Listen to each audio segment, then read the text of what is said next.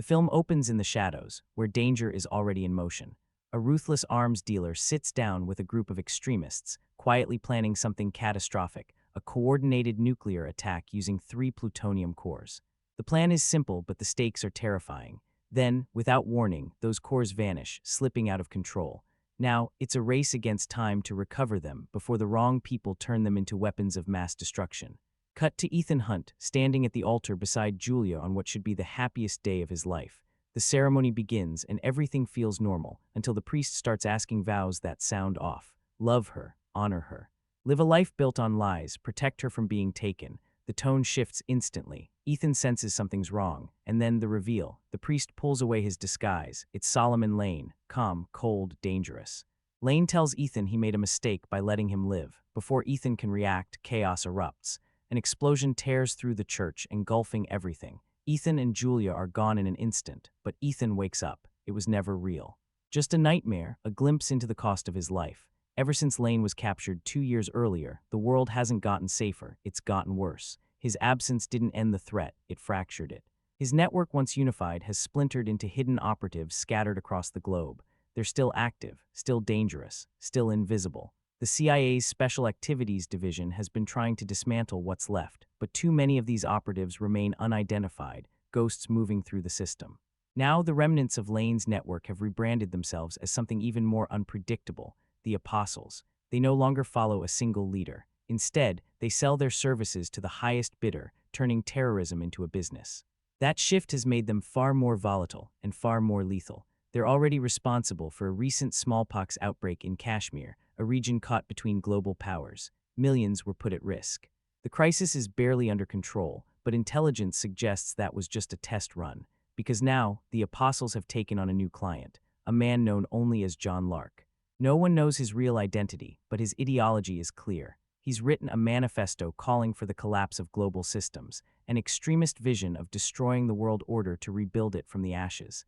And he's not just talking.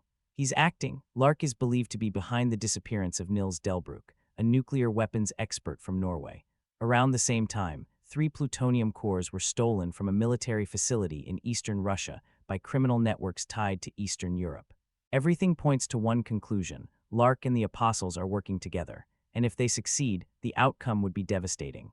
With Delbrück's expertise, those plutonium cores could be turned into 3 fully operational nuclear devices in just 72 hours.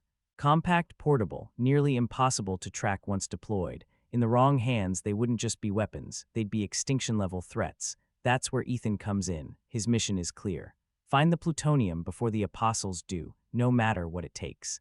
The trail leads to Berlin, where the stolen cores are currently in the possession of Eastern European black market dealers. Ethan teams up with his trusted allies, Benji and Luther, and they move in to recover the material. The operation starts clean, but it doesn't stay that way. Things spiral when Luther is captured during the exchange.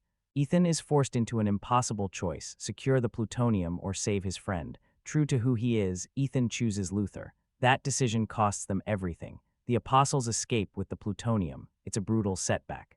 Later, the team manages to capture Nils Delbrück himself. With him in custody, they attempt to break him psychologically. They present a news broadcast showing a nuclear attack on the Vatican, followed by earlier strikes in Jerusalem and Mecca. The implication is clear: the world is already burning. Ethan confronts Delbrück, telling him they know exactly who he is. They've read his writings, they've found his lab, there's no point hiding, but Delbrück doesn't panic. Instead, he explains, according to him, peace has never existed without suffering first. Real, lasting peace only comes after humanity endures something catastrophic. The greater the pain, the more profound the peace that follows.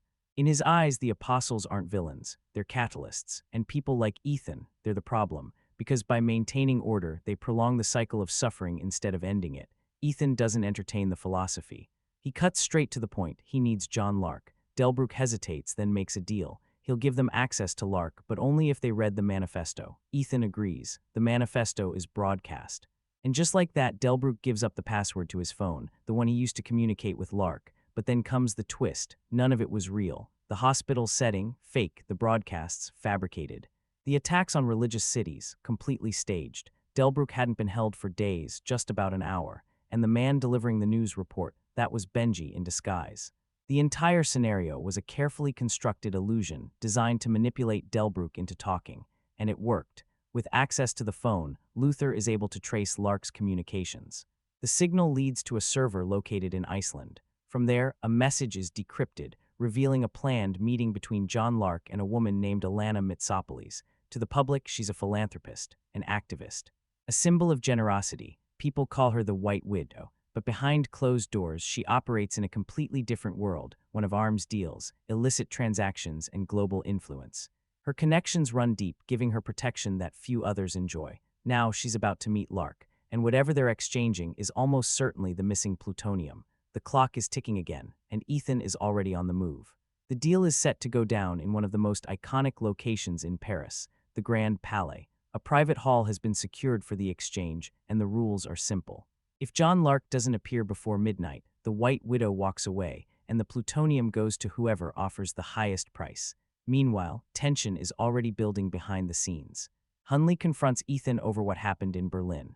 The choice Ethan made, saving Luther instead of securing the plutonium, allowed the apostles to slip through their fingers with the most dangerous material on the planet. Hunley can't wrap his head around it. Why would someone risk millions of lives to save one man? But Ethan doesn't see it that way. And deep down, even Hunley knows that refusal to sacrifice a teammate might not be weakness.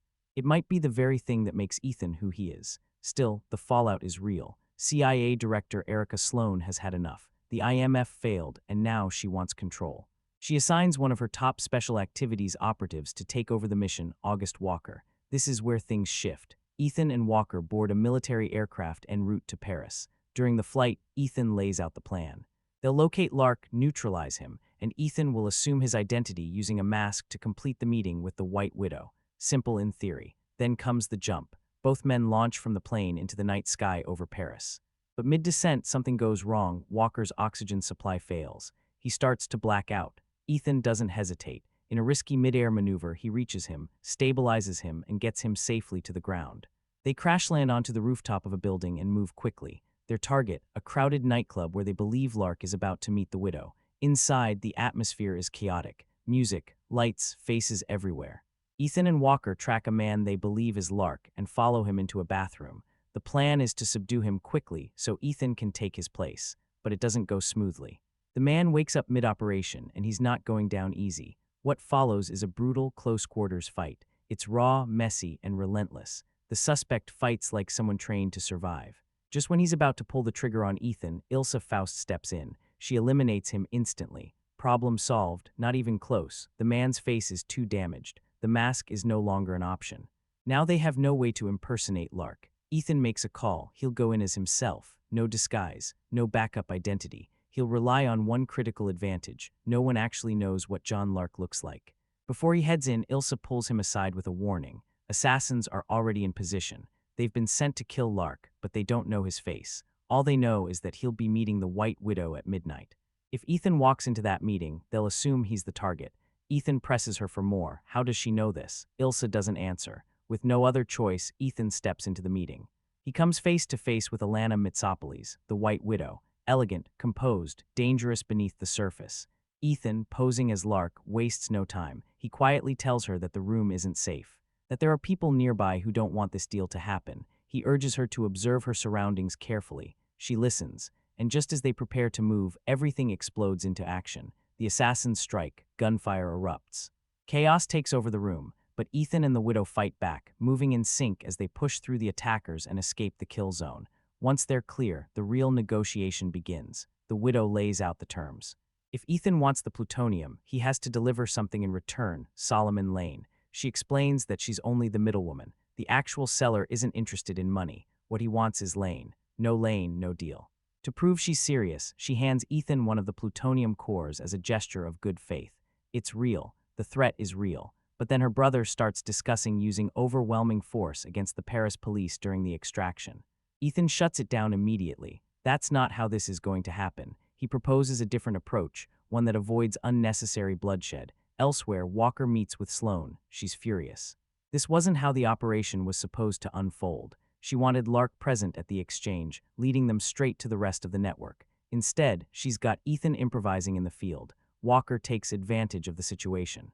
He begins to plant doubt. He tells Sloane that something about this doesn't add up, that maybe Lark isn't who they think he is. Maybe he's American, someone smart enough to stay ahead of the system, to manipulate outcomes, to disappear without a trace. He suggests that Lark may have used a decoy, someone to take the fall, and then he pushes further. What if Ethan has turned? After all, Lane and his followers were once loyal operatives too. Until they realized the system they served wasn't what they believed, and they walked away from it. To support his claim, Walker hands Sloane a phone when he says he took from Lark. According to him, it contains everything she needs. Back in Paris, the operation to extract Lane is already in motion.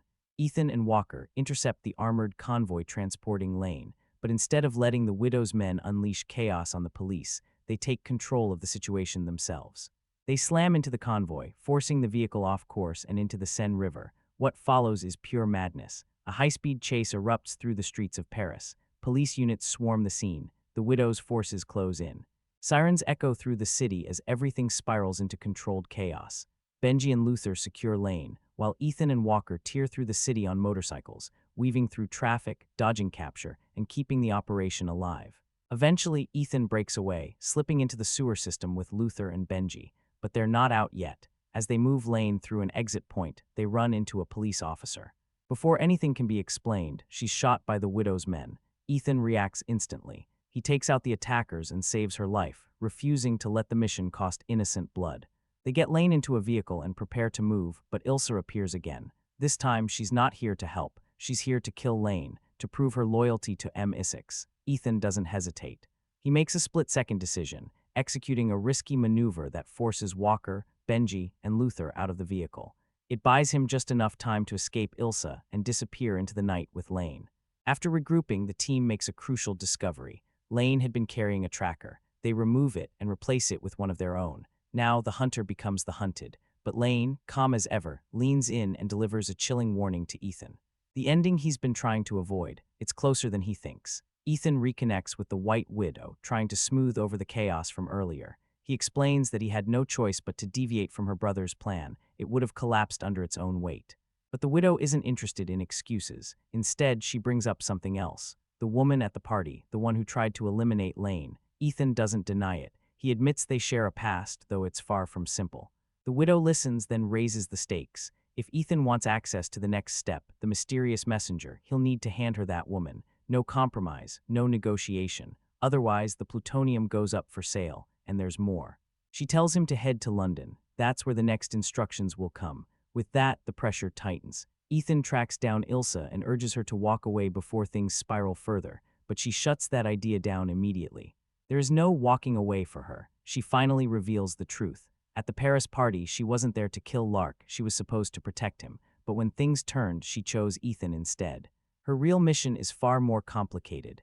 M6 wants Lane eliminated. After his capture, arrangements were made to move him to London through diplomatic channels, but the situation became volatile. Every major power wants access to him, and someone like Lane, who holds deep knowledge of British intelligence operations, can't be allowed to fall into foreign hands. So M6 made a decision. Ilsa had to prove her loyalty. She spent 2 years embedded within Lane's network. Now, in the eyes of her own agency, she's just as compromised as he is. Her options: kill Lane or spend the rest of her life being hunted. She pleads with Ethan, just tell her where Lane is. Ethan refuses. Soon after, the team arrives in London with Lane secured. They meet Hunley, who looks troubled. He admits he hoped his doubts would prove wrong. Benji steps in to defend Ethan, pointing out the obvious. If Ethan had followed orders in Berlin, they'd be dealing with far greater casualties. Ethan lays everything out: the Paris operation, the widow's demands, and the upcoming meeting. In less than 20 minutes, he's supposed to meet her again. This time, she'll lead them to a courier who will trade the plutonium for Lane, or, if necessary, for Benji. The plan is risky. Benji will wear a Lane mask and act as the exchange piece, while Walker stays behind to guard the real Lane. But Hunley interrupts. The entire setup is compromised. The White Widow isn't just a broker. She's been cooperating with the CIA from the start. Her strategy is simple: deliver results, gain leverage, and secure immunity. The goal: capture the plutonium, capture the apostles. Capture Lark. Luther questions why they weren't warned. Hunley explains Sloane doesn't trust anyone. In her eyes, anyone could be Lark, even one of them. And now she believes she has proof. Evidence has surfaced linking Ethan to the theft of the smallpox virus, along with communications tied to recruiting Delbruck. There are even claims that Ethan himself handed over the plutonium. Piece by piece, it paints a dangerous picture. To Sloane, the conclusion is clear. Ethan Hunt is John Lark, and he's gone rogue. Ethan pushes back immediately, asking where this information came from.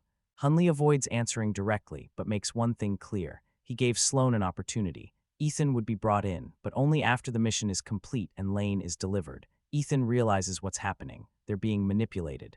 Without hesitation, he takes action, firing a tranquilizer dart that drops Hunley on the spot. Now, the clock is ticking. With less than an hour before the meeting, Ethan sets the plan in motion.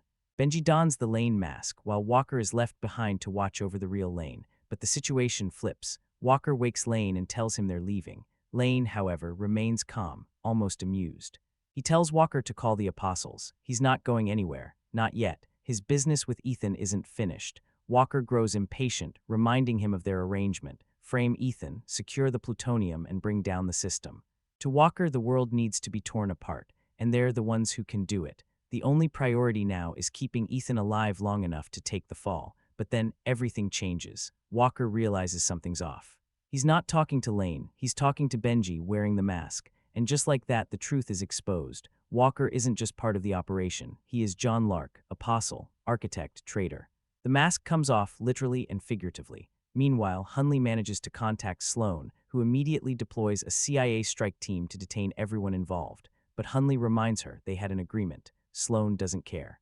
That deal is dead. She doesn't trust anyone anymore, not with stakes this high. But when the CIA team arrives, it becomes clear they're compromised. They're not there to help. They're working for the apostles. Walker gives the order, attack. Gunfire erupts. In the chaos, Walker kills Hunley without hesitation. Then he runs. Ethan gives chase through the streets of London, guided by Benji over comms. The pursuit is relentless, through alleys, across rooftops, and into tight urban corridors. At one point, Ethan doesn't even slow down. He launches himself straight through a window, refusing to lose momentum. Still, Walker stays ahead. Eventually, Walker begins climbing a building, trying to escape vertically.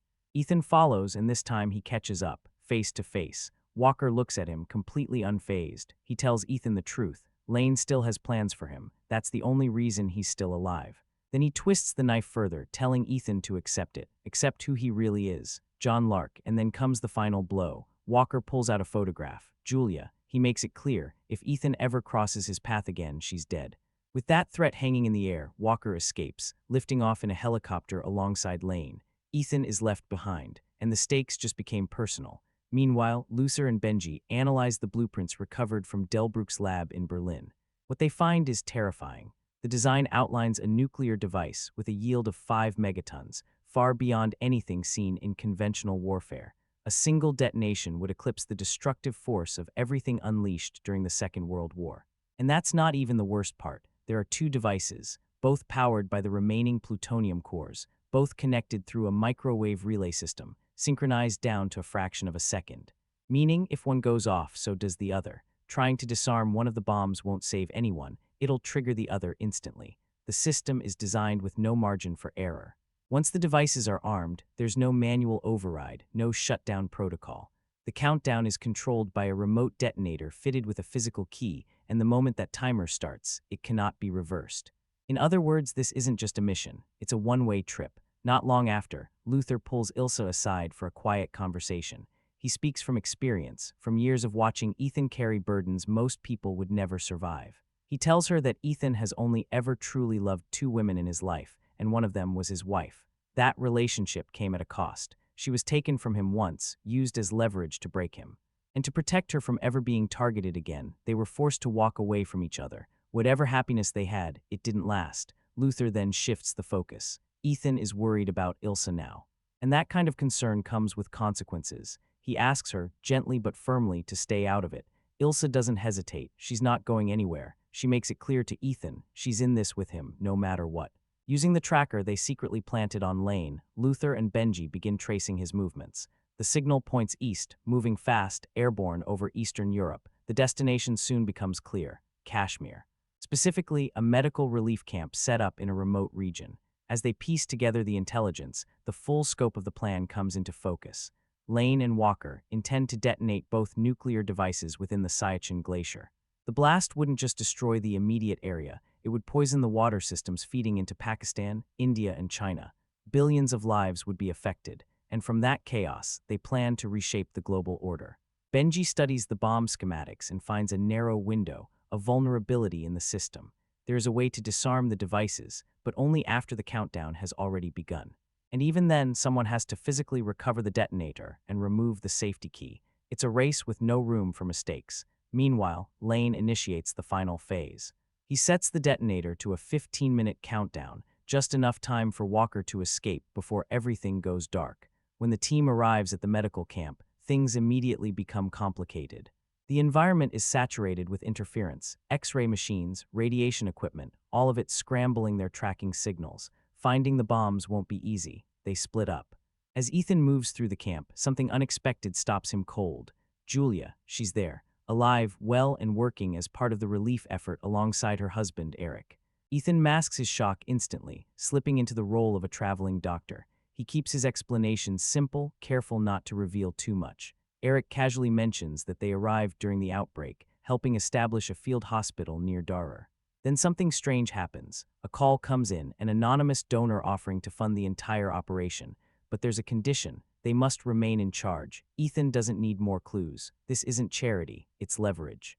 Walker is forcing him into a corner. Meanwhile, the team manages to locate one of the bombs. Benji quickly realizes the second device, and the detonator must be somewhere nearby. They divide again. Luther stays behind with the first bomb, preparing to disable it when the moment comes. Elsewhere, Lane hands the detonator to Walker. The countdown begins. Walker heads for the extraction point. Ethan spots him and takes off at full speed, but he's too late. The helicopter is already lifting off. Still, Ethan refuses to let it go. He grabs onto another helicopter as it takes off, clinging to the landing gear with nothing but sheer determination keeping him from falling. It's a brutal struggle just to hold on, but somehow he pulls himself inside. He takes out the pilot, and just like that, he's in control. Now it's a chase in the sky. Back on the ground, Benji and Ilsa search desperately for the second bomb. Julia, sensing something is wrong, approaches Luther. When he reveals the truth that a nuclear device is active, she doesn't hesitate. She offers to help. But even with her support, there's nothing they can do yet. Without the detonator, the system stays locked. Up above, Walker spots Ethan closing in. He opens fire with a mounted machine gun. Bullets tear through the air. Ethan dodges, weaving through impossible angles, barely avoiding the barrage as he keeps the pursuit alive. On the ground, Ilsa begins to understand Lane's strategy. Keep them distracted, keep them separated, hide the real threat elsewhere. She moves toward a nearby village and finds him. Lane is inside a house, and with him, the second bomb. Ilsa alerts Benji, but before they can act, Lane strikes. He ambushes her, restrains her, and ties her to a chair. Moments later, Benji arrives and walks straight into the trap. Lane attacks immediately, overpowering him and cutting off his air. But Ilsa doesn't stay down. She shatters the chair, breaks free, and throws herself back into the fight. She slides a support box toward Benji, giving him just enough leverage to survive. The struggle is relentless. Benji lands a kick, but it's not enough. Ilsa pushes through, refusing to give up. Finally, she gains the upper hand. She takes Lane down, cutting off his air until he collapses unconscious. Benji is safe. At the same time, the aerial pursuit reaches its breaking point. Ethan slams his helicopter into Walker's. Both aircraft spiral out of control, crashing near the edge of a cliff. The wreckage barely settles before the fight resumes. No weapons, no rules, just raw survival. As Ilsa and Benji scramble to disarm the second device, everything comes down to one thing: Ethan getting the detonator. Near the cliff's edge, Ethan and Walker are locked in a brutal struggle, suspended by a rope over the drop below. Every move could be the last. Then, in a decisive moment, Ethan lets go. The tension snaps. The hook breaks. Walker falls, plunging into the abyss. It's over, but there's no time to process it. Ethan climbs, every second counting, reaching the detonator just as the clock is about to expire. At the final possible moment, he stops it. Simultaneously, Benji, Ilsa, and Luther complete the disarm sequence. Both bombs go silent. The world holds. Shortly after, a CIA helicopter retrieves Ethan and brings him back to the camp. Julia is there waiting. She treats his injuries calm and steady. Ethan, exhausted, finally speaks. He apologizes for everything, but Julia doesn't see it that way. She tells him she found her purpose through all of it. The pain, the separation, it led her here. She doesn't see herself as a victim. She survived, and she built something meaningful from it. Later, Sloane fulfills her end of the arrangement. Lane is transferred back to M6 through the White Widow, clearing Ilsa of suspicion and restoring her standing.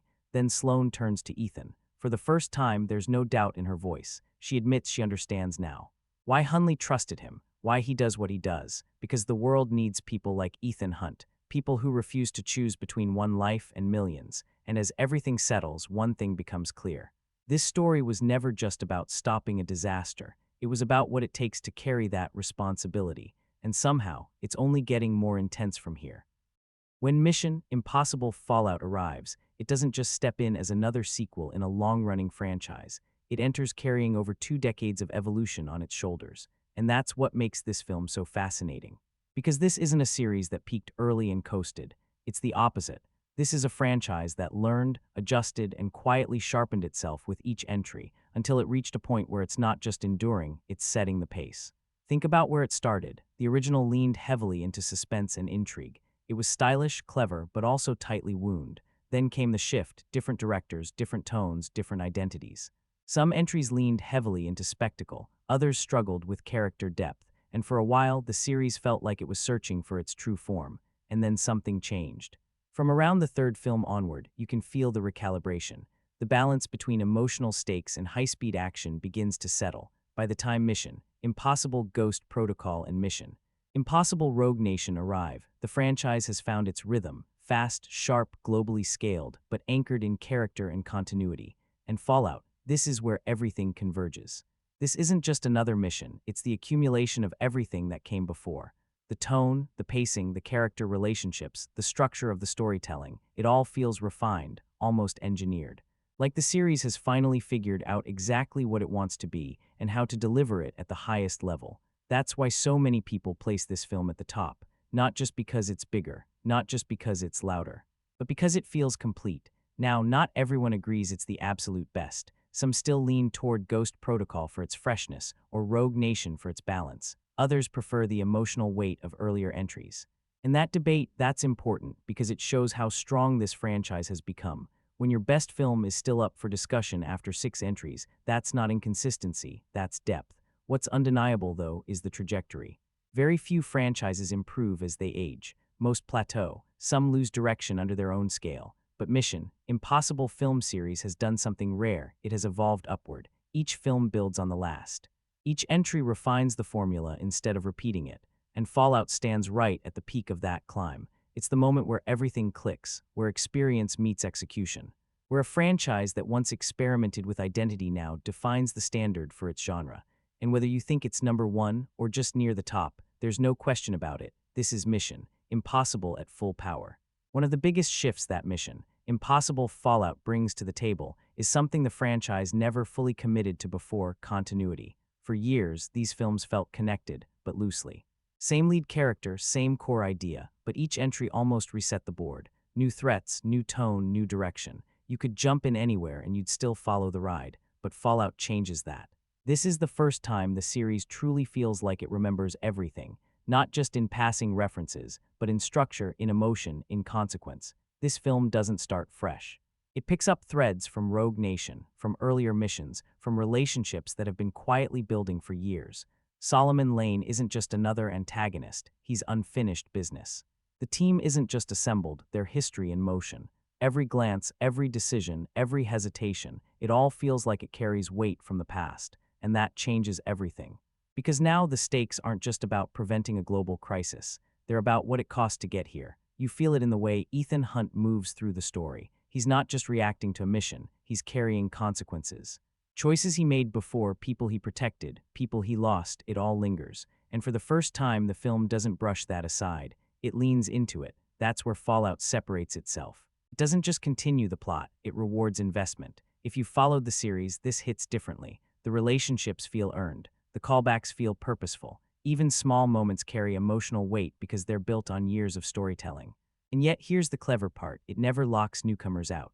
You can still watch Fallout on its own. The story is clear enough, the motivation's understandable. But if you've seen what came before, you're not just watching events unfold, you're watching them pay off.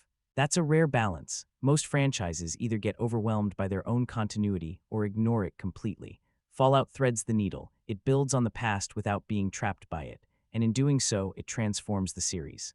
This is no longer just a collection of missions. It feels like a connected saga, a world where actions echo, where characters evolve, where nothing is entirely reset. and that's why this film feels bigger than its plot. Because beneath all the chases, the confrontations, the spectacle, there's something else happening. This is a franchise finally looking back and moving forward at the same time, and when it does that, it doesn't just tell a story. It delivers a payoff. At its core mission, Impossible Fallout is built on a premise we've seen before: stolen nuclear material, a ticking clock, a race to prevent catastrophe. But what makes this film work isn't the simplicity of that idea, it's how that idea is layered into something constantly shifting. The mission begins with failure. Ethan Hunt is tasked with recovering plutonium cores, high stakes, no margin for error.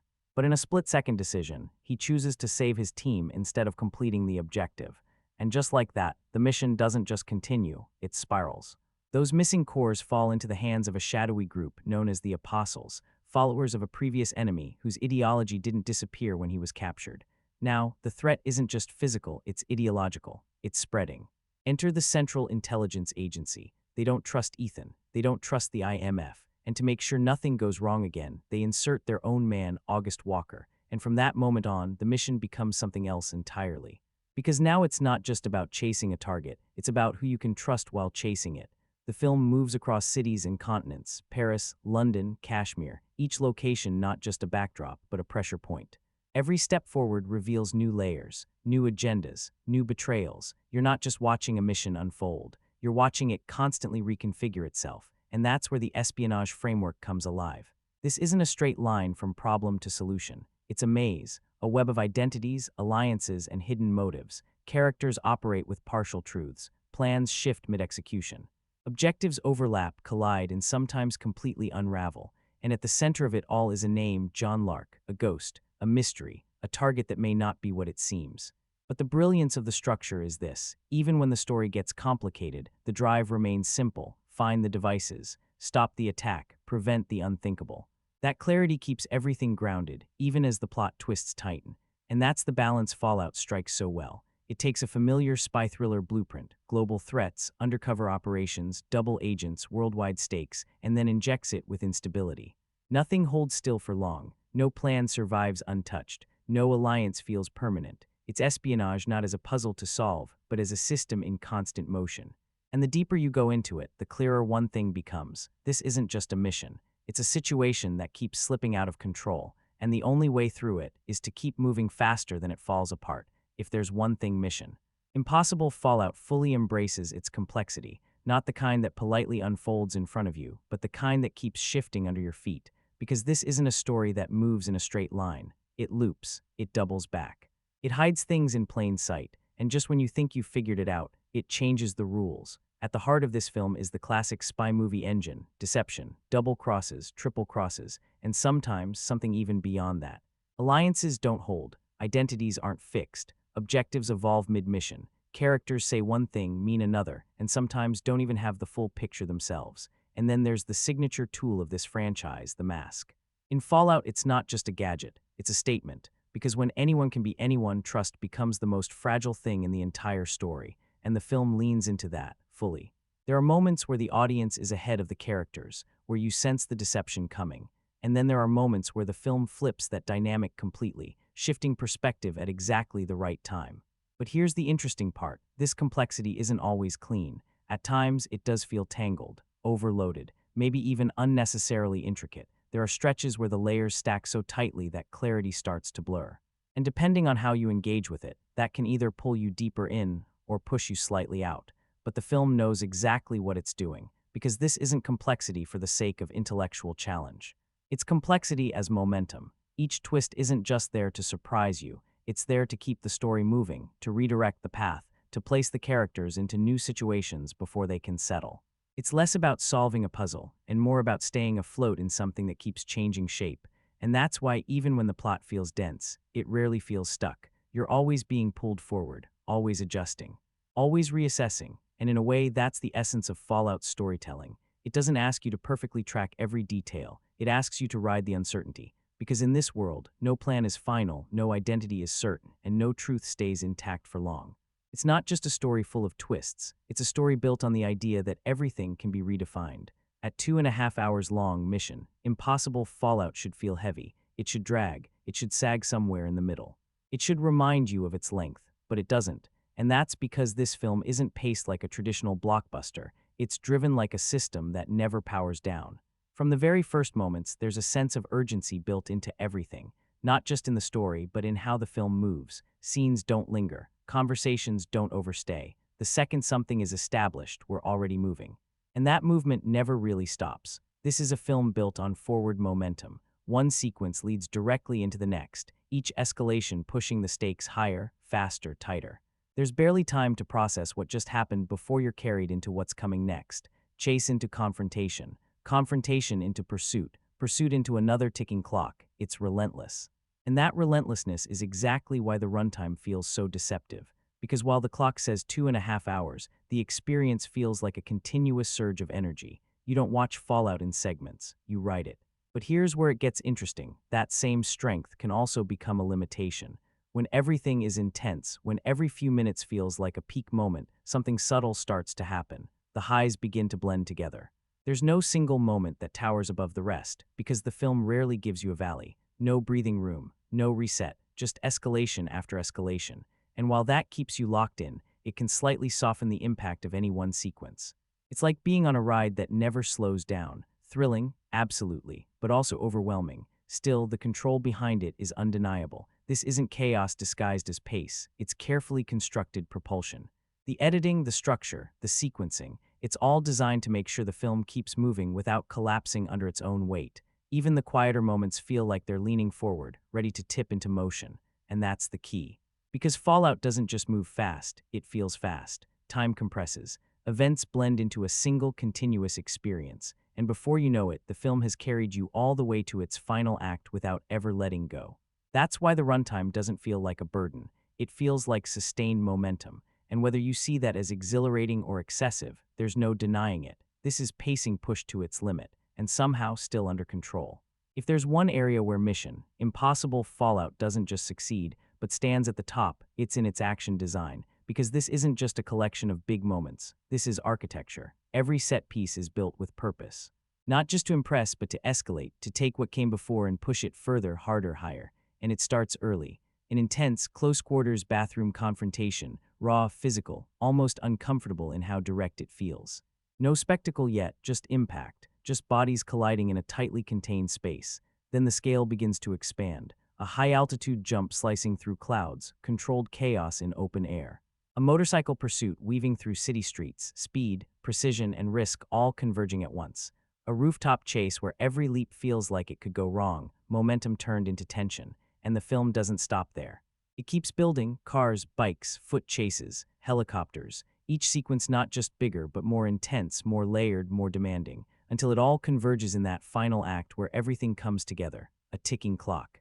Multiple threats, a team split across locations, and above it all an aerial chase that feels like it's barely under control, and then it tightens again, from the sky to the edge of a cliff. From large-scale chaos to a desperate, high-stakes struggle for survival. That's the genius of how these set pieces are constructed. They don't just get bigger, they breathe. They expand, contract, and shift in scale, so the film never becomes numb to its own spectacle. And through it all, there's one constant: clarity. No matter how chaotic things get, you always understand what's happening, where everyone is. What's at stake? That's not accidental, that's design. Because great action isn't just about what happens, it's about how clearly you can follow it while it's happening. And Fallout excels at that. Even when it pushes into the extreme, into moments that feel almost impossible, it grounds them in movement, geography, and consequence. You feel every hit, every fall, every near miss. And that's why these sequences don't just look impressive, they feel impressive. They carry weight, they carry risk, they carry urgency. And when you step back and look at it as a whole, what you're really seeing isn't just action. It's escalation, crafted with precision. A series of set pieces that don't exist in isolation, but build on each other, one after the other, until the film reaches a point where it's no longer just thrilling, it's overwhelming in the best possible way. This isn't action for the sake of spectacle. This is action designed to push the limits of what spectacle can be. In a time where blockbuster action is often built inside computers, Mission Impossible Fallout does something bold. It steps out of the digital world and back into reality, and that choice changes everything. Because what you're watching here doesn't just look dangerous, it feels genuinely demanding. This film leans heavily into practical stunt work. Real locations, real movement, real physical stakes, And at the center of all of it, Tom Cruise, not as a symbol, not as a face placed over a stunt performer, but as the one actively performing these moments. Running across rooftops, leaping between buildings, holding onto helicopters, driving at intense speeds, and the difference is immediate. You don't just see the action, you feel the weight of it. There's no artificial smoothness. No weightless physics. Every impact lands harder because you can sense the effort behind it. The strain, the precision, the narrow margin for error, and sometimes that margin disappears. There's a moment in the film where Cruise jumps between rooftops and misjudges the landing. His ankle is injured on impact. It's not hidden, it's not cut away, it's in the movie, and he keeps going. That single moment tells you everything you need to know about what this film is built on: commitment, because this isn't about showing off stunts, it's about earning them. You can't recreate that kind of physical presence. You can't simulate the way a body moves when it's actually under stress. And when the film stacks one of these sequences after another, that realism compounds. It builds. By the time you reach the larger set pieces, the aerial pursuits, the cliffside confrontations, you're already conditioned to believe what you're seeing, even when it becomes extreme, even when it borders on impossible. Because the foundation has been laid in something real, and that's what separates Fallout from so many of its contemporaries. In other films, spectacle often feels distant, like something you're observing. Here, it feels immediate. It feels close. It feels like it could go off track at any second. And that tension, that underlying awareness that what you're watching required real effort, real precision, real risk, that's what gives the action its edge. It's not just impressive, it's tangible. And in a genre where so much has become synthetic, Fallout reminds you what happens when action is brought back to the physical world. It hits harder, it stays longer, and it feels real, even when it shouldn't. What truly powers mission? Impossible Fallout isn't just the action, it's the tension underneath it. Because spectacle alone can impress you, but tension is what holds you in place, and this film understands that difference. From the very beginning, there's a constant sense of pressure, not just in the story, but in how every scene is constructed. There's always something at risk, always something about to shift, a mission already compromised, a target slipping away, a plan unraveling mid-execution, and that uncertainty never leaves. Even in the quieter moments, you can feel it building. Conversations don't feel safe, decisions don't feel final. There's always the sense that something is about to change, and when it does, it rarely shifts in your favor. That's how Fallout creates suspense. It doesn't rely on a single ticking clock, it layers them. Global stakes, nuclear danger, large-scale consequences, irreversible outcomes. Personal stakes, loyalty, trust, the people Ethan Hunt refuses to abandon. And immediate stakes, the risk in the moment, the confrontation you're watching right now, the fall that could happen at any second. All of these pressures are running at the same time, and the film keeps tightening them, scene by scene, sequence by sequence, until it reaches a point where you're not just watching what happens, you're feeling what could happen. That's where the adrenaline kicks in, because the action isn't just movement, it's risk. Every chase feels like it could end badly. Every confrontation feels like it could escalate too far. Every decision feels like it could cost something real. And what makes it even more effective is this: you know how these stories usually go. You know Ethan Hunt makes it through. You know the mission gets completed. But Fallout doesn't let that familiarity dull the experience. Instead, it pushes further. It creates moments where, even knowing the outcome, you still lean forward, you still tense up, you still feel that split-second uncertainty. That's rare. That's control, because suspense here isn't about surprise alone, it's about sustained pressure. And by the time the film reaches its final act, that pressure peaks. Multiple threads converging, time running out, the margin for error gone. It's overwhelming but never chaotic. Every element is working toward the same goal: to keep you on edge, to keep your attention locked, to keep your pulse elevated. And when it works, and in Fallout it almost always does, the result is something more than just excitement. It's adrenaline with purpose, not just thrills, but tension that carries weight, consequence, and urgency. And that's why this film doesn't just entertain. It holds you and refuses to let go. There's a certain point in mission. Impossible Fallout, where you stop noticing individual shots and start absorbing the film as a visual experience. Because this isn't just a movie that looks good, it's a movie that's been designed to be seen. From the very first frame, there's a precision to the visuals. Clean, controlled, deliberate. Nothing feels accidental. Every shot feels placed, measured, and aligned with the energy of the scene, and that control extends across the entire film. This is a globetrotting story, but not in a superficial way. Paris isn't just a backdrop, it's movement. Narrow streets, tight corners, flowing traffic, it becomes part of the chase. London isn't just iconic, it's vertical. Rooftops, ledges, distance, it turns space into risk. And Kashmir, that scale. Open, vast, almost overwhelming, where the stakes finally stretch as far as the eye can see. Each location brings its own identity, its own rhythm, its own texture, and the cinematography leans into that. Rob Hardy's work here doesn't try to overwhelm you with flash, it draws you in with clarity. The camera moves with intention. It tracks action without losing orientation. Even in chaos, you know exactly where you are, what you're seeing, and why it matters. That's the key, because great cinematography in an action film isn't just about beauty, it's about readability under pressure. And Fallout excels at that balance. The colors shift depending on tone, muted and cool when tension rises, more vibrant when the world opens up. Lighting isn't just aesthetic, it reinforces mood. Whether it's the dim unease of interiors or the sharp exposure of open environments, everything supports the feeling of the moment. But what really stands out is the sense of presence. These locations feel real because they are real. You're not looking at a recreated world, you're inside it. The streets feel lived in, the environments feel tangible, and that authenticity elevates everything happening within them.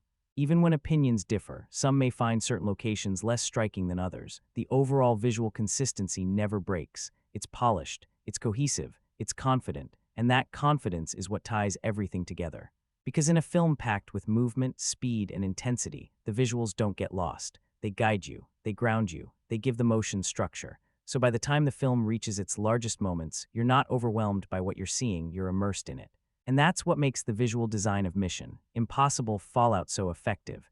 It doesn't just show you the world, it makes you feel like you're moving through it, at full speed. There's a certain point in Mission Impossible Fallout where you stop noticing individual shots and start absorbing the film as a visual experience. Because this isn't just a movie that looks good, it's a movie that's been designed to be seen.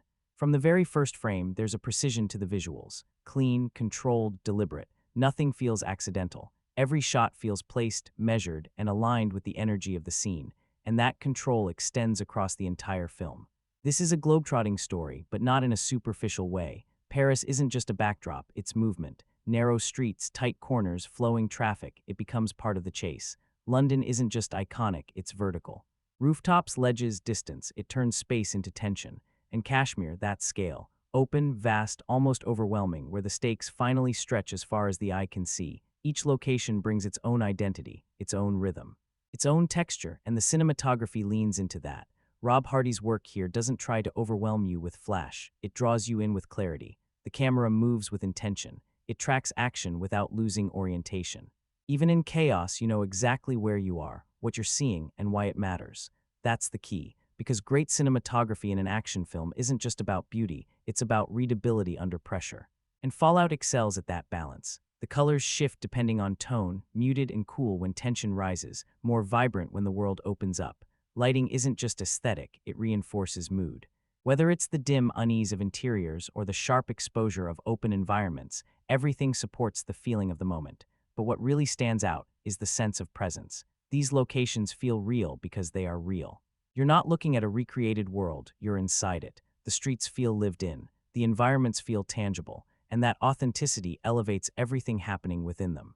Even when opinions differ, some may find certain locations less striking than others. The overall visual consistency never breaks. It's polished, it's cohesive, it's confident, and that confidence is what ties everything together.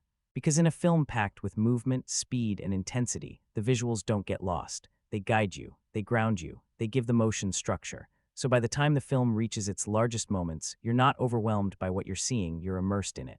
And that's what makes the visual design of Fallout so effective.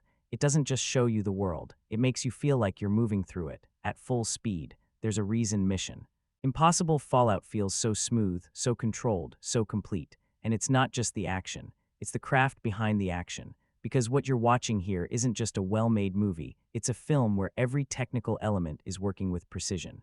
Start with the editing. This is a movie that moves fast, relentlessly fast, but never loses clarity. That doesn't happen by accident. Every cut is intentional. Every transition is designed to carry momentum forward without breaking your focus. Even when multiple story threads are unfolding at once, you're never unsure about where you are. That's control. Then there's the production design. The environments don't just look good, they feel functional. Every location, every room, every piece of equipment feels like it belongs in the world of the film. Nothing looks like a set, even when it is. That authenticity grounds everything. And it extends to the details, costumes that reflect character rather than distract from it, props that feel used, not placed, spaces that feel lived in, not staged. It all builds credibility. Even the smaller elements, hair, makeup, physical wear and tear, add to that sense of realism. Characters don't move through the film untouched. The world leaves marks on them, and those marks matter. But where the polish really becomes undeniable is in how everything comes together. The sound design aligns with the movement. The editing supports the pacing. The visuals maintain clarity under pressure. The performances sit naturally inside the environment. Nothing feels disconnected. Nothing feels unfinished. This is a film that has been refined at every stage, from planning to execution to final presentation, and you can feel that effort. There's a consistency to the experience, a sense that no corner was cut, no detail overlooked. It's not flashy in a way that draws attention to itself. It's precise in a way that keeps you immersed without noticing why. And that's the highest level of technical filmmaking, when the craft disappears and all you're left with is the experience. Because by the time Fallout reaches its biggest moments, you're not thinking about editing or design or structure, you're just in it. And that's not luck, that's craft, executed at its highest level. There's a layer in mission, impossible Fallout that you don't always notice right away, but you feel it constantly. It's in the rhythm, it's in the tension. It's in the way every moment seems to carry weight even before anything happens. That layer is sound. Because in this film, sound isn't just supporting the action, it's driving it. Lorne Balfe's score plays a huge role here. It's not trying to overpower scenes or announce itself with constant melody. Instead, it builds pressure. It pulses underneath the film, tightening sequences, pushing momentum forward, and giving even quiet moments a sense of unease. It's not just music, it's movement through sound. And then there's the sound design. Every impact lands with force. Every engine carries intensity. Every footstep, every shift in space, it all feels amplified, sharpened, deliberate. You don't just hear what's happening, you feel it resonate. That's why the action hits harder, because it's not just visual spectacle, it's sensory impact.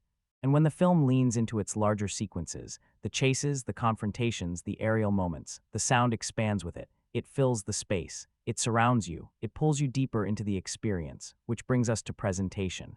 This is a film designed to be experienced at scale. In IMAX, the sound becomes overwhelming in the best way. It surrounds you, pushes against you, makes every moment feel larger than the screen itself. In 3D, the immersion adds another layer, not essential, but effective when combined with everything else. And even outside the theater, with the right setup, the film still carries that weight. Strong audio, deep bass, clear detail, it translates. It holds together. The experience doesn't collapse when the screen gets smaller. That's a sign of strong design. Because great sound isn't dependent on one format, it adapts and it still works. And through it all, the legacy remains. That iconic theme, woven into the score, not overused, but always present when it needs to be. A reminder of where the series started, integrated into where it is now. So when you step back and look at it, what you're hearing in Fallout isn't just background. It's structure, it's tension, it's energy, it's the invisible force that keeps everything moving. And without it, the film wouldn't just feel quieter. It would feel less alive. There's a noticeable shift in mission, impossible Fallout, one that goes beyond action, beyond story, beyond spectacle. It's control, and that control comes from one place, Christopher McQuarrie. For most of its life, the mission, impossible franchise, was defined by change, different directors, different styles. Each film felt like a new interpretation of the same idea. Sometimes that worked brilliantly, sometimes it created inconsistency, but with McQuarrie, something changes. For the first time, the series feels like it has a steady hand guiding it forward. He doesn't reinvent the formula. He refines it, what worked in Rogue Nation, the pacing, the tone, the balance between action and intrigue. He takes all of that and sharpens it, tightens it, expands it without losing control. And in Fallout, you can feel that precision in every scene. The action is clearer, the tension is tighter, the story flows with purpose. Nothing feels accidental. That's what strong direction looks like, not just big moments, but how everything connects between those moments. McQuarrie understands how to build sequences, but more importantly, he understands how to transition between them. There's no jarring shift in tone, no sudden drop in energy. The film moves as one continuous, controlled experience, and that extends to the franchise itself, because Fallout doesn't just function as a single film, it feels like part of a larger, unified vision. Characters carry forward. Consequences matter. The world feels connected. That's not something this series always had, but under McQuarrie it does. Now there's still a discussion, because while his control is undeniable, some argue that his style is less distinctive than the directors who came before him. Where others brought bold visual signatures, McQuarrie leans toward clarity and consistency. He doesn't try to overwhelm you with stylistic flourishes. He keeps things grounded, focused, functional. And depending on what you value, that can either feel like restraint or like limitation. But here's the thing: in a film this complex, this fast, this layered, that restraint becomes a strength. Because instead of drawing attention to himself, McQuarrie lets the film breathe. He lets the action speak. He lets the story carry weight. He prioritizes execution over ego, and that's why Fallout feels so cohesive. It's not trying to be flashy in its direction, it's trying to be effective. And it is. Because by the end of the film, you're not thinking about who directed it, you're thinking about how seamlessly everything worked together. And that's the mark of a director in full control, not just of a movie, but of an entire franchise moving forward. Behind all the action, all the spectacle, all the chaos, there's something holding Mission Impossible Fallout together. The script, because without it, this film doesn't just fall apart, it loses its foundation. And what's impressive here isn't just the story itself, it's how that story is controlled. This is a script that has to juggle a lot. Multiple characters, multiple agendas, multiple locations, and a plot that constantly shifts direction. That's a delicate balance. Push too far and it becomes confusing. Pull back too much and it becomes predictable. Fallout walks right through that line. Most of the time it holds. The structure is built to keep things moving. Every scene feeds into the next. Every twist pushes the story forward instead of stopping it. Even when the plot loops back on itself, it rarely stalls. That's not accidental, that's design. Because this script isn't trying to be a puzzle you solve, it's trying to be a system that keeps evolving. And within that system, tone becomes critical. This is where the film really shows its control. It blends seriousness with restraint. There's humor, but it's measured. There's tension, but it's never overwhelming to the point of fatigue. There's heightened reality, but it's handled with awareness, not excess. The film knows what it is. It doesn't try to pretend the impossible is ordinary, but it also doesn't draw unnecessary attention to it. That balance is difficult. Too serious and it becomes heavy, too playful and it loses stakes. Fallout threads that needle carefully, but it's not flawless. There are moments where the dialogue feels slightly forced, lines that push harder than they need to. There are beats that stretch just a bit too far, moments where the script reminds you that it's working hard to hold everything together.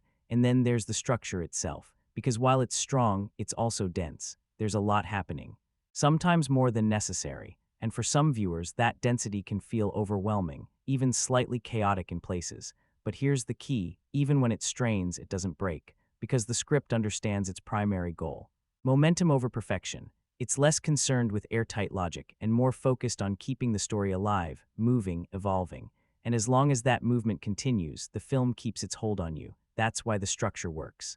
Not because it's flawless, but because it's functional under pressure. And when you step back and look at it as a whole, what you see is a screenplay that doesn't just support the film, it stabilizes it, holding together complexity, tone, and pacing in a way that allows everything else, the action, the performances, the spectacle, to land exactly where they need to. It's not just writing, it's control in motion.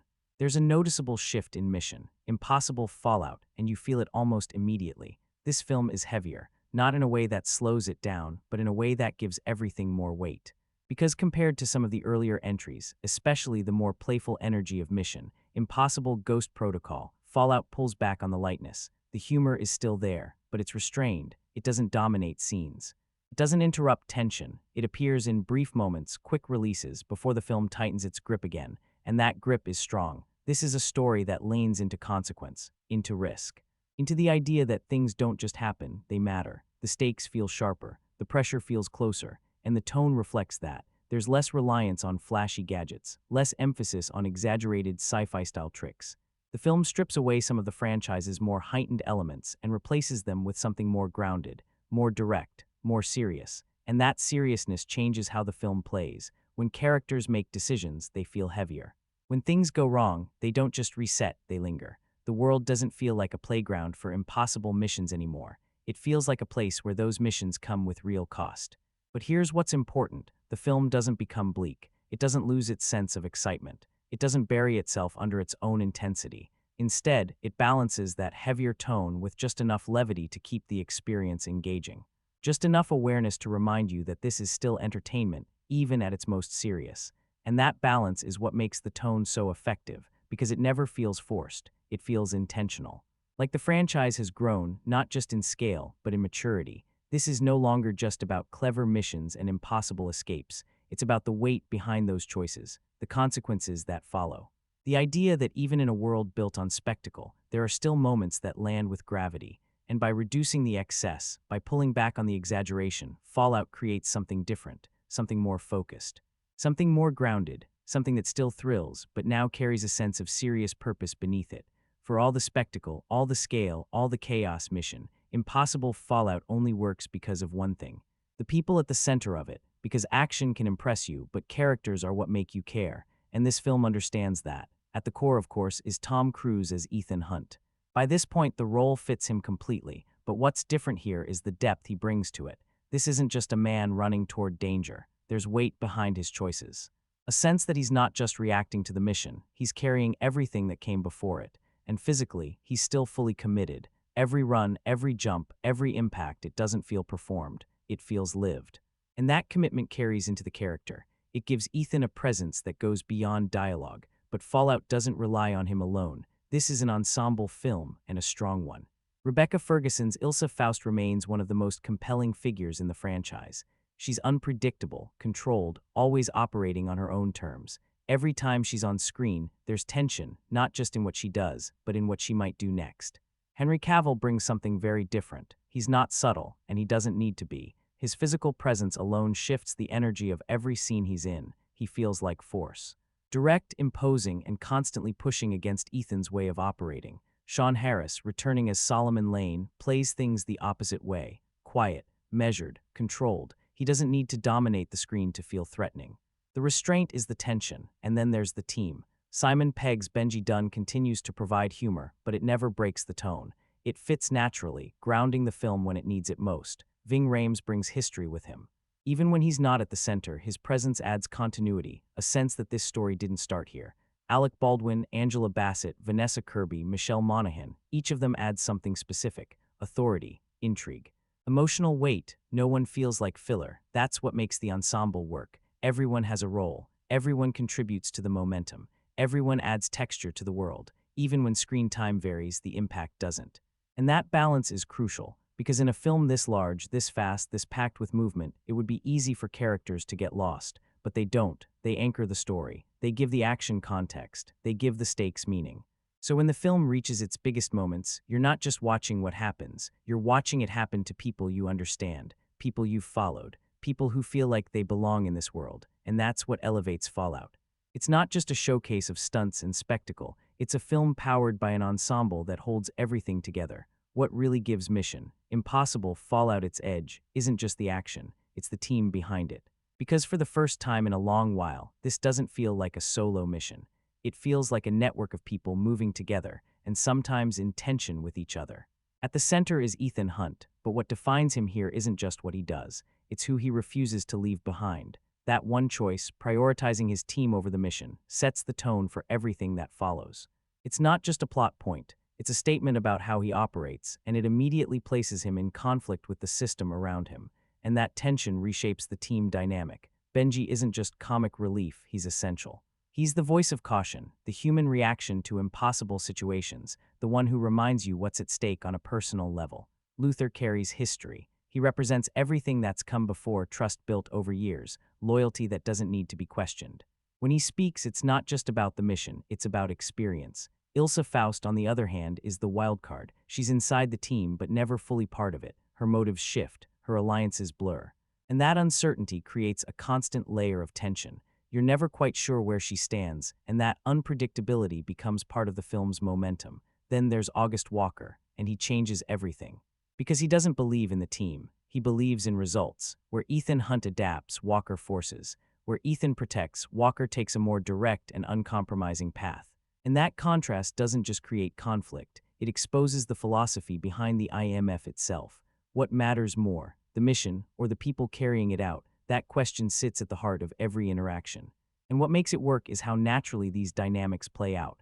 No one is just there to fill space. Every character affects the others. Every decision ripples outward. Trust is built, tested, strained, and rebuilt, sometimes within the same sequence.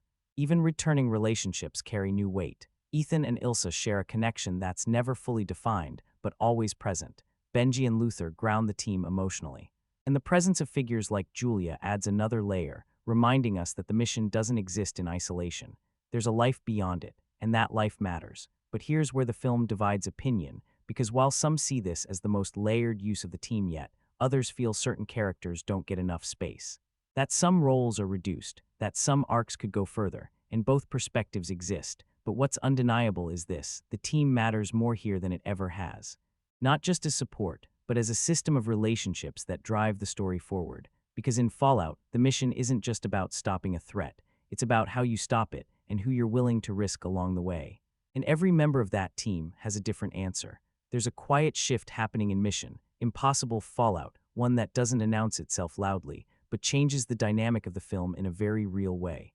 The women in this story aren't just present, they're active forces, and that distinction matters, because in a genre that often places female characters in the background, Fallout does something different. It gives them agency. Take Ilsa Faust.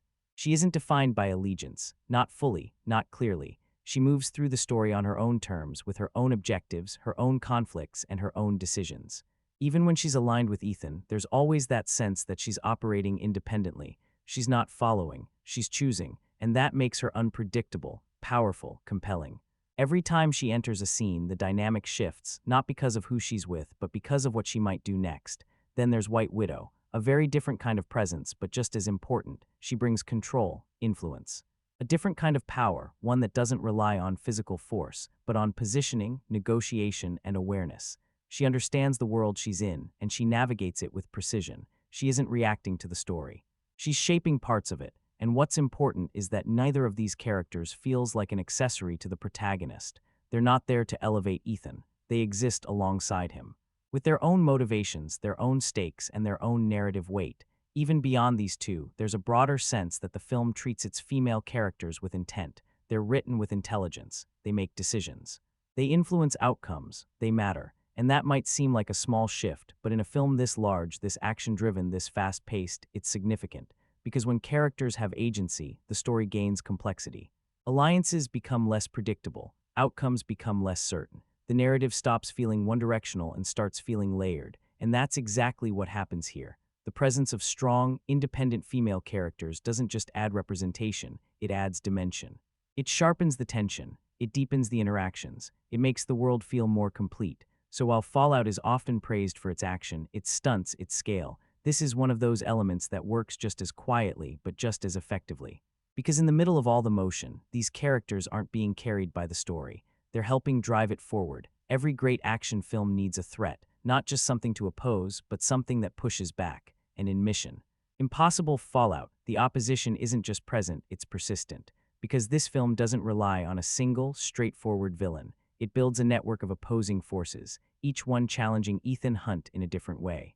At the center is Solomon Lane. He's not loud, he's not explosive. He doesn't dominate through presence alone. He operates through ideology. Even when he's contained, his influence isn't. His followers carry his mission forward. His ideas continue to spread, and that makes him impactful in a way that goes beyond direct confrontation. He's not just an opponent, he's a lingering problem. But Fallout doesn't stop there. Because the real tension comes from something closer, something more immediate. August Walker. And Walker is different. He's not subtle. He's not layered in the same way. He doesn't rely on manipulation. He relies on forceful action. He's direct, physical, imposing. A presence that feels like it could push through any situation rather than navigate it. And that contrast is key. Because where Ethan adapts, Walker collides. Where Ethan thinks, Walker acts. He's not just an obstacle in the mission. He's a challenge to Ethan's entire way of operating. And that's what makes him effective, not just as an antagonist, but as a counterpoint.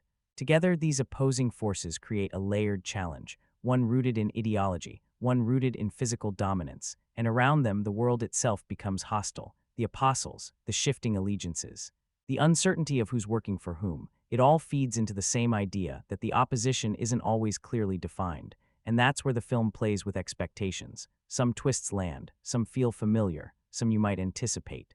But even when the direction becomes predictable, the execution keeps things engaging. Because it's not just about who the opponent is, it's about how they function within the story. And in Fallout, they function well. They apply pressure. They force decisions. They raise stakes. And even if they don't always reach the deepest levels of complexity, they do exactly what they need to do. They challenge the protagonist at every level. Physically, strategically, philosophically. And that's what matters, because a strong antagonist doesn't just oppose the hero. They define the conflict. And in Mission Impossible Fallout, that conflict feels constant. Beneath all the movement, all the intensity, all the spectacle, the film is asking a much simpler question. What kind of man is Ethan Hunt? Not what he can do, not how far he can run, not how much he can endure, but who he is when it matters most, because this story doesn't begin with success. It begins with a choice to save a teammate instead of completing the mission, and that one decision sets everything in motion. The threat escalates. The stakes rise, the consequences multiply, and from that moment on, the film keeps circling back to the same idea: what is the cost of caring? Because in this world, loyalty isn't always seen as strength. To some, it's a weakness. A liability, a flaw. August Walker represents that mindset. Cold efficiency, results above all else. The mission comes first, no matter who gets left behind. But Ethan refuses that. He doesn't separate the mission from the people carrying it out. And that's where the tension lives, because the film constantly places him in situations where that belief is tested, where saving one life could risk millions, where doing the right thing might make everything worse. And yet he doesn't change, he adapts, he struggles. He carries the weight of those choices, but he doesn't abandon them. That's the humanity at the center of this story, not perfection. Not invincibility, but the refusal to become something colder, something easier. And that humanity extends beyond Ethan. It runs through the team, through loyalty that's been built over years, through trust that isn't always spoken, but always present, through relationships that remind you this isn't just about stopping a threat, it's about who you're doing it for. And then there's consequence. Because Fallout doesn't treat the past as something that disappears. It lingers, it returns, it shapes the present. Ethan's history isn't just backstory, it's part of the conflict. His choices don't fade, they echo. And the film makes it clear that even when the mission ends, the impact remains. That's what Fallout really means here. Not just large-scale damage, but aftereffects, the emotional residue of everything that's come before. And that's what gives the film its weight. Because beneath the action, beneath the spectacle, beneath the impossible, there's something very human driving it all. A man who refuses to sacrifice the people he cares about, even when the world tells him he should. And in a story filled with impossible choices, that might be the most important one of all. For all its scale, all its speed, all its intensity, mission. Impossible Fallout is at its core a very personal story. Because beneath the missions, beneath the stakes, this is about Ethan Hunt's life catching up with him. For years, Ethan has been defined by what he does, protecting the world, stopping the threat, completing the mission. But Fallout shifts that focus. It asks, what has all of that cost him? And the answer comes in the form of Julia Mead, not as a plot device, not as a passing reference, but as something real, something unresolved. Her presence isn't just about nostalgia, it's about closure. It forces Ethan to confront a part of his life he left behind, a life he chose to step away from in order to keep others safe. And that choice still matters. You can feel it in how he reacts, in how he carries himself. There's a tension there that doesn't exist in the action scenes, a quieter, more human kind of weight, because for once, the stakes aren't just global, they're personal. This isn't just about preventing a disaster. It's about whether Ethan can ever truly separate the mission from his life, or if the two have become permanently intertwined. And that's where the film deepens his arc. He's still the same man, still driven, still relentless, but now we see the cost of that identity. The loneliness, the distance, the sacrifices that don't get undone when the mission ends. But here's what makes it work. The film doesn't try to rewrite him. It doesn't suddenly turn him into someone else. Instead, it gives him resolution without changing who he is. There's a sense, by the end, that something has been acknowledged. That a chapter has been closed, not with finality, but with understanding. That he can keep moving forward without pretending the past didn't matter. And that's important. Because in a franchise built on continuation, on one mission leading to the next, this is one of the few moments that feels like a pause, a breath, a recognition of everything that's come before. And it gives the character something he rarely gets: emotional grounding. So when the film reaches its final moments, it's not just about whether the mission succeeds, it's about what that success means, what it costs, and what remains after it's over. Because for Ethan Hunt, the mission may be impossible, but the consequences are not. And for once, the story lets him face them. There's an ongoing tension at the heart of mission. Impossible Fallout, and it's not just between characters. It's between two forces that define the entire film, story and spectacle, because this is a movie that wants to do both. It wants to give you deeper insight into Ethan Hunt, who he is, what he believes, what his choices mean. But at the same time, it's built to deliver relentless, high-impact action. And those two goals don't always move at the same speed. On one hand, you can see the effort. There are moments where the film slows down just enough to explore Ethan's mindset, his loyalty, his refusal to sacrifice people for the mission, his past, his relationships, the weight he carries. you get glimpses of something deeper, a character shaped by years of decisions. But then the film accelerates again, back into chases, back into confrontations, back into spectacle, and that's where the divide becomes clear. Because while the character work is present, it's not always the priority. For some viewers, that balance works perfectly. The action doesn't erase the character, it enhances it. Every decision Ethan makes under pressure reveals who he is. The intensity becomes a way of expressing his values, not replacing them. But for others, it feels like something is left on the table, that the film gets close to exploring Ethan Hunt fully, but doesn't quite stay there long enough. That just as things begin to deepen, the momentum pulls the focus back to the next set piece. And that's the trade-off, because Mission Impossible Fallout is still, at its core, an action film. A film built on movement, escalation, and spectacle. And maintaining that energy means character development has to be woven in, not expanded outward. So instead of long, reflective moments, you get character revealed through action, through choices, through consequences, through what Ethan does, not what he says. And whether that's enough depends on what you're looking for. If you want a full, introspective dive into the character, you might feel it doesn't go far enough. But if you're willing to read between the lines, if you see action as expression rather than distraction, then what's here is meaningful, subtle, integrated, because the film isn't trying to pause for character. It's trying to carry character through motion. And in doing so, it creates a balance, not perfect, not equal, but deliberate. A film where the action leads and the character follows closely behind. And sometimes that's exactly what keeps everything moving. Let's be honest, Mission Impossible Fallout is bold. The stunts are extreme. The situations escalate beyond reason. The things Ethan Hunt survives push the limits of believability. And the film knows that. That's the key. Because Fallout doesn't try to convince you that what you're seeing is completely realistic. It asks you something much simpler. Are you willing to go along with it? And it earns that trust. This is where self-awareness comes in. The film never breaks immersion with obvious nods to the audience, but it also never pretends to be something it's not. It understands the scale of its own ambition. It understands the exaggeration built into its premise. And instead of hiding it, it leans into it with control. There's a difference between excess and chaos. Excess, when handled poorly, feels empty, weightless, like spectacle without purpose. But here the scale is structured. Every heightened moment is grounded in physicality, in movement, in consequence. Even when the scenario becomes unlikely, the execution feels real enough that you stay invested. That's what allows the film to stretch its limits, because the more tangible the action feels, the more you're willing to accept the impossible parts.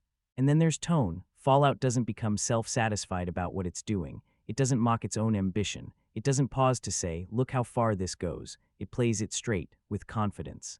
And that confidence is what keeps the illusion intact. You're not being talked down to. You're not being misled. You're being invited. Invited to experience something heightened, something exaggerated, something that pushes beyond realism, but never completely disconnects from it. Of course, there are moments where the line gets thin, scenes that stretch logic a little too far, beats that feel expanded beyond what feels natural. Moments where you might step back and question how any of this is possible, and that's fair, but the film's momentum and its conviction pull you back in, because it never stops committing. And that commitment is what sustains the suspension of disbelief. It's not about making everything believable. It's about making everything feel believable enough to keep going, and that's what Fallout does so well. It understands that the audience isn't looking for strict realism, they're looking for engagement, so it pushes the boundaries, it embraces the scale, but it does it with just enough control that you don't reject it, you ride with it. All the way through, there's a constant push and pull running through Mission Impossible Fallout, and it sits right on the line between two extremes, realism and exaggeration. On one side, the film works incredibly hard to feel grounded. Real locations, practical stunts, physical movement that has weight, impact, consequence. You can see the effort, you can feel the strain. When Ethan runs, he doesn't glide, he pushes. When he falls, it doesn't look clean, it looks painful. Everything about the execution is designed to make the world feel tangible. But on the other side, this is still a blockbuster. And not just any blockbuster, one that thrives on escalation. The stakes are enormous. The scenarios are extreme. Aerial pursuits unfold at high intensity, characters endure situations that push physical limits, and the tension is driven to its absolute peak. And that's where the balance lives, because the film wants both. It wants you to believe what you're seeing, while also asking you to accept things that stretch belief. And surprisingly, it works, most of the time, because the realism isn't there to make everything logical. It's there to make everything feel possible. That's an important distinction. You're not watching this thinking, yes, this could happen exactly like this. You're watching it thinking, this feels real enough that I'm still in it. And that's the balance Fallout maintains. It builds a foundation of authenticity through physicality, through detail, through grounded presentation, and then uses that foundation to support moments that go far beyond it. It earns the exaggeration, but not perfectly. There are moments where the illusion cracks, scenes that push just a bit too far, where the physics bend a little too much, where the stakes feel slightly expanded beyond credibility, and when that happens, you feel it. But the film doesn't dwell there, it moves. It keeps pushing forward, relying on momentum, tension, and commitment to carry you past those moments. Because ultimately, Fallout isn't trying to be realistic, it's trying to be convincing. Convincing enough that you stay invested, convincing enough that you don't check out, convincing enough that when the impossible happens, you don't question it immediately. You experience it first, and that's the key. Because in the space between realism and exaggeration, Fallout finds its identity, not as something fully grounded, not as something purely fantastical, but as something in between, something that feels real even when it clearly isn't. There's a constant push and pull running through Mission Impossible Fallout, and it sits right on the line between two extremes, realism and exaggeration. On one side, the film works incredibly hard to feel grounded, real locations. Practical stunts, physical movement that has weight, impact, consequence. You can see the effort, you can feel the strain. When Ethan runs, he doesn't glide, he pushes. When he falls, it doesn't look clean, it looks painful. Everything about the execution is designed to make the world feel tangible. But on the other side, this is still a blockbuster. And not just any blockbuster, one that thrives on escalation. The stakes are enormous. The scenarios are extreme. Aerial sequences unfold at intense scale. Characters endure situations that push physical limits, and the tension is driven to its peak. And that's where the balance lives, because the film wants both. It wants you to believe what you're seeing, while also asking you to accept things that stretch belief. And surprisingly, it works, most of the time, because the realism isn't there to make everything logical. It's there to make everything feel possible. That's an important distinction. You're not watching this thinking, yes, this could happen exactly like this. You're watching it thinking, this feels real enough that I'm still in it. And that's the balance Mission Impossible Fallout maintains. It builds a foundation of authenticity through physicality, through detail, through grounded presentation, and then uses that foundation to support moments that go far beyond it. It earns the exaggeration.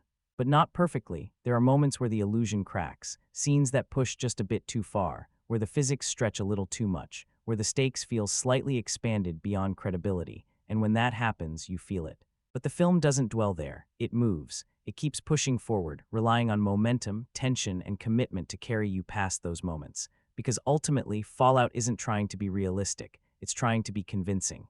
Convincing enough that you stay invested, convincing enough that you don't check out, convincing enough that when the impossible happens, you don't question it immediately. You experience it first, and that's the key.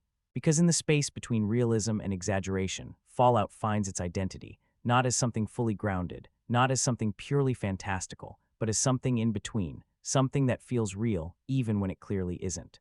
There's a sharper edge to Mission Impossible Fallout, one that sets it apart from much of the franchise. You feel it in the confrontations, you feel it in the stakes, you feel it in the way the film doesn't soften its impact.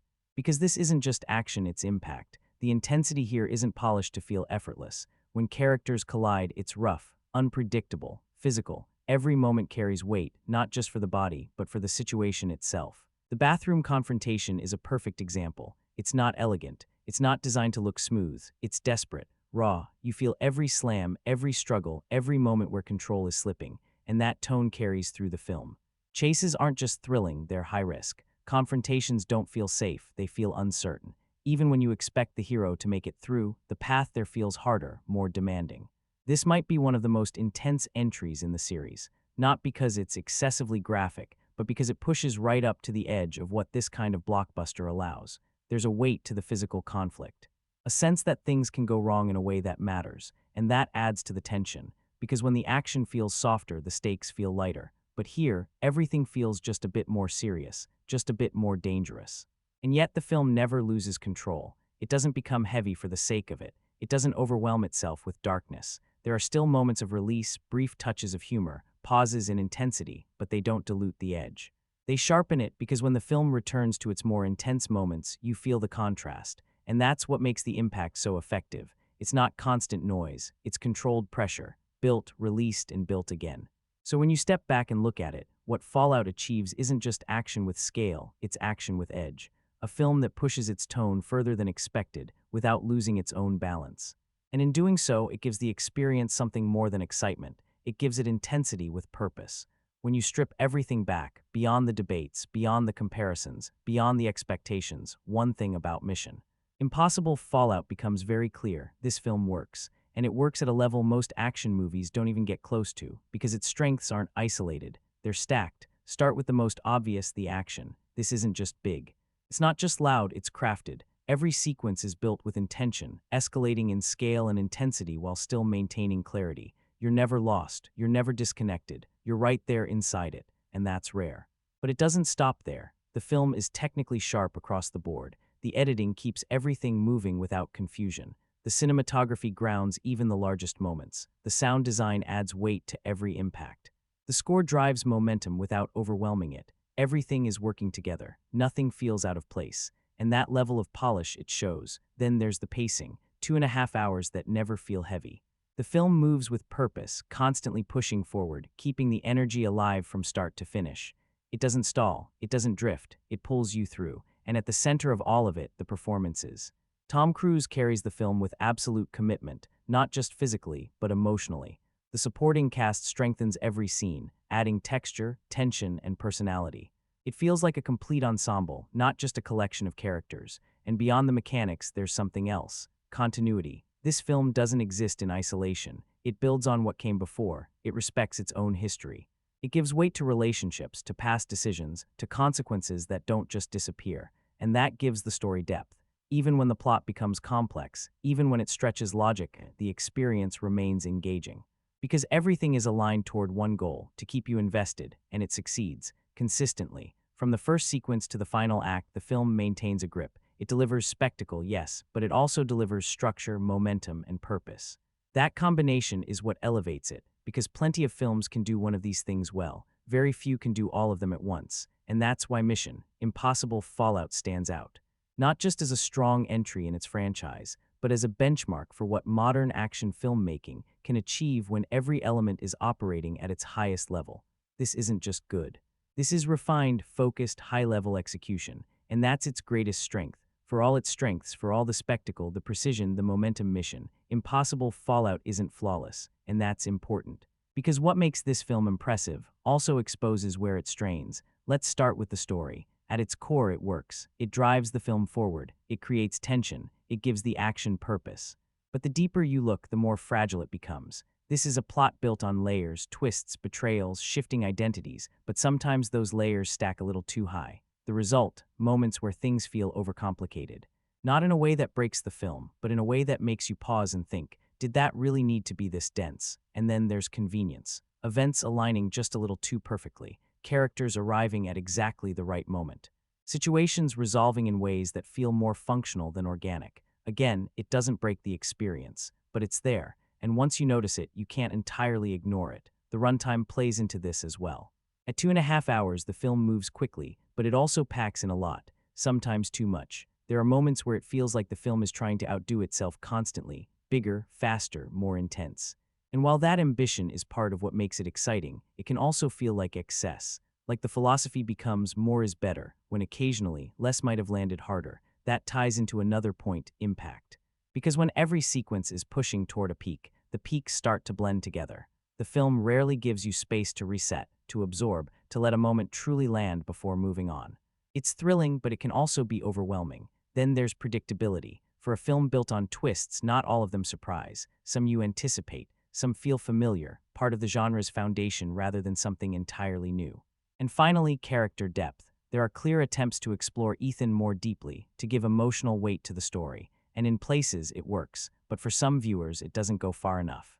The film touches on those deeper ideas, but doesn't always stay with them long enough to fully explore them. And even on a technical level, there are minor imperfections, a few moments where effects stand out, a few performances that feel slightly uneven. Small things, but noticeable. So yes, Fallout is impressive, but it's not untouchable, and maybe that's what makes it more interesting. Because these imperfections don't weaken the film, they humanize it. They remind you that even at this level, even with this much control and craft, there's still a balance being managed, still a line being walked. And while Fallout stays on that line most of the time, there are moments where you can feel just how close it comes to tipping over. At a certain point, Mission Impossible Fallout stops being judged as just another entry in its own series and starts being measured against everything else in the genre. Because this isn't just a strong sequel. This is a film that steps into a much bigger conversation. What does modern action cinema look like at its best? And when you place Fallout alongside its competition, the contrast becomes clear. Take the long-standing rival, the James Bond film series. Bond has history, legacy, identity built over decades, but where Bond often leans into style, mystique, and character-driven, cool Fallout leans into precision and execution. It moves faster, hits harder, builds momentum in a way that feels more immediate, more physical. Then there's the world of superhero cinema, massive scale, massive stakes, entire cities reshaped through digital spectacle. But with that scale often comes distance, action that feels removed, weightless. Fallout goes the opposite direction. It keeps things grounded, even when they're extreme. It replaces digital spectacle with physical presence. You don't just see the action, you feel it, and that difference matters. Then you look at franchises built on pure escalation, bigger set pieces, bigger stunts, bigger everything. The risk there is losing control, becoming excessive without structure. Fallout skirts that edge but rarely falls over it, because beneath all the spectacle, there's discipline, there's design, there's intention, and that's what elevates it. This is a film that doesn't just participate in the genre, it defines a standard within it. A benchmark, the kind of movie other action films are inevitably compared to, whether directly or indirectly, not because it reinvents everything, but because it refines everything. It takes familiar elements, chases, confrontations, espionage, global stakes, and executes them at such a high level that they feel fresh again.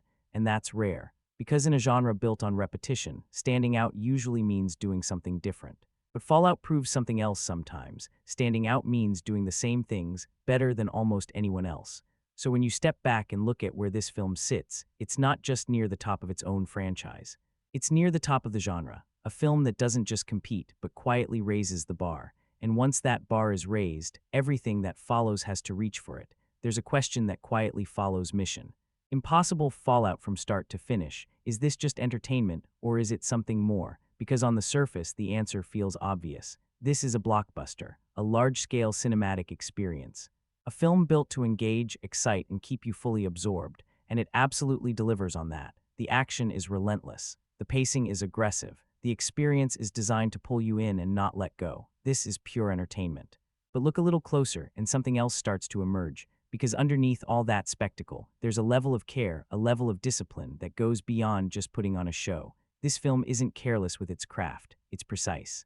The action isn't random, it's constructed. The tension isn't accidental, it's controlled. The story, even when complex, is built to sustain momentum. There's intention behind everything, and that's where the balance begins, because Mission Impossible Fallout doesn't try to become something overly intellectual. It doesn't pause to deliver heavy-handed messages or force itself into being important.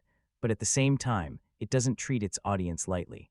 It respects the experience. It understands that entertainment doesn't have to mean simplicity, and seriousness doesn't have to mean heaviness. So instead of choosing one or the other, it blends them. You get the thrill of a blockbuster, with the structure of something carefully crafted. You get spectacle with control behind it. You get excitement with just enough weight to give it meaning. And that's what makes the film stand out. Because a lot of action movies lean too far in one direction. Either they're all spectacle, loud, fast, and forgettable, or they try so hard to be serious that they lose the fun entirely. Fallout finds a middle ground. It knows its purpose. It knows what it's there to do, to engage and entertain. But it also understands that how it does that matters. That execution matters. That craft matters. And when those things come together, you don't just get a film that's exciting. You get a film that feels complete. Not just something you watch, but something you experience. Because at its best, Fallout proves that entertainment and artistry aren't opposites. They're partners, and when they work together, that's when a film reaches its full potential. Before the scale, before the spectacle, before the aerial sequences and rooftop pursuits, Mission Impossible was something much smaller. A television series, a team, a mission, a voice delivering instructions.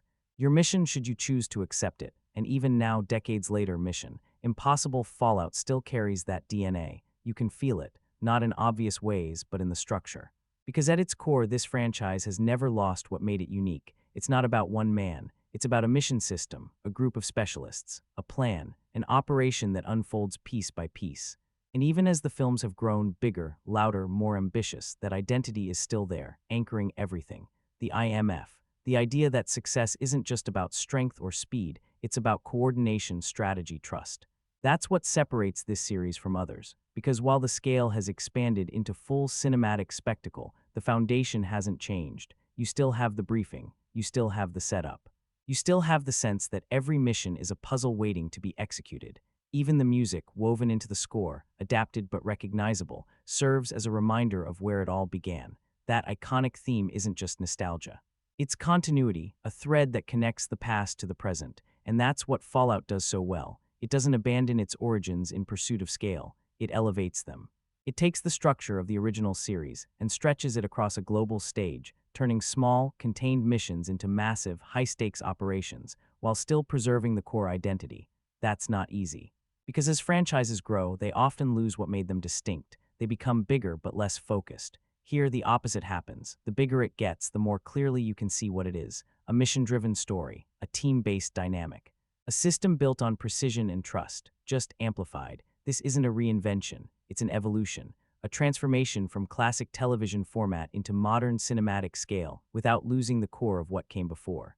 And that's why, even after all these years, Mission Impossible still feels like itself, not just a franchise, but an identity that's been carried forward and refined.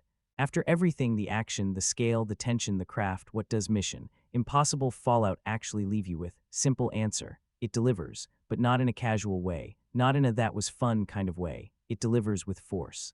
Because this is one of those films where, even if you notice the imperfections, even if you see the cracks in the story, the convenience, the occasional excess, they don't define the experience. They sit in the background. What stays with you is everything else. The momentum, the intensity, the precision of the action, the feeling that you've just been carried through something that never let go. And that's why the conversation around this film is so interesting.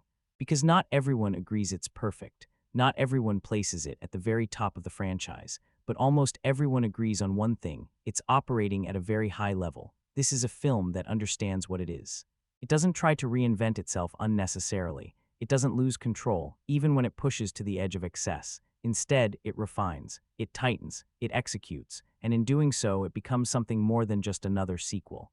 It becomes a benchmark, not just for its own franchise, but for modern action filmmaking.